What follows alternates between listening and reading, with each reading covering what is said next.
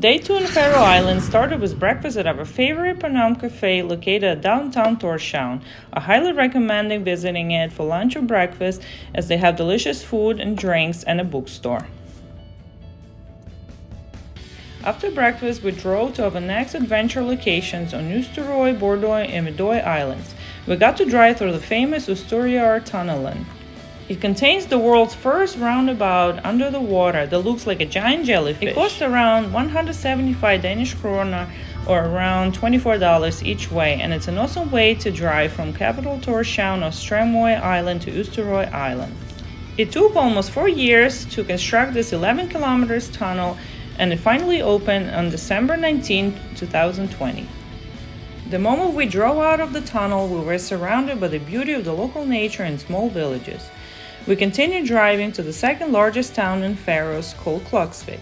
To reach it, we had to drive through yet another tunnel that connected the islands of Eysturoy and Vidoy. We had some delicious hot dogs at the small cafe. By the way, I highly recommend to try hot dogs in Faroe Islands. They are made a bit differently than in US and they were super good. After that stopover, we headed to the village Viðareiði, which is the northernmost village on the next island of Viðoy.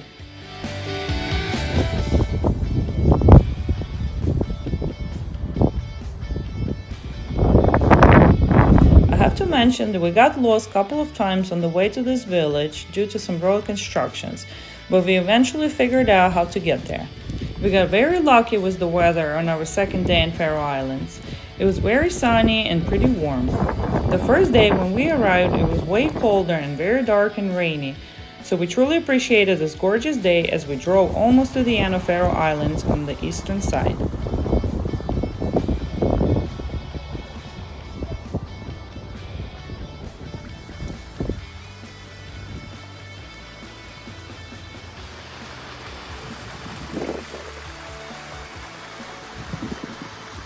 I must say, this location was so beautiful that we didn't want to leave.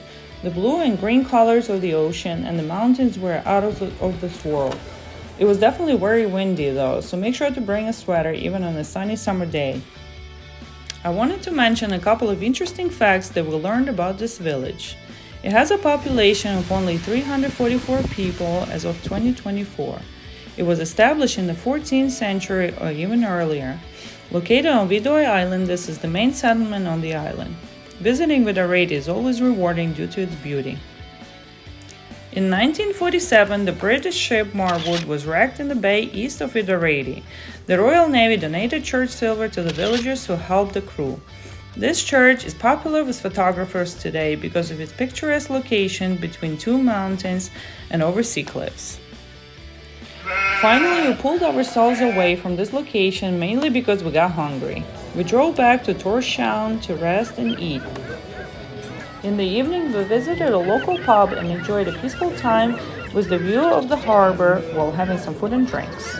It was a quiet evening in downtown Torshavn, something we're not really used to after living in New York City for years and now in New Jersey, but it was definitely very relaxing.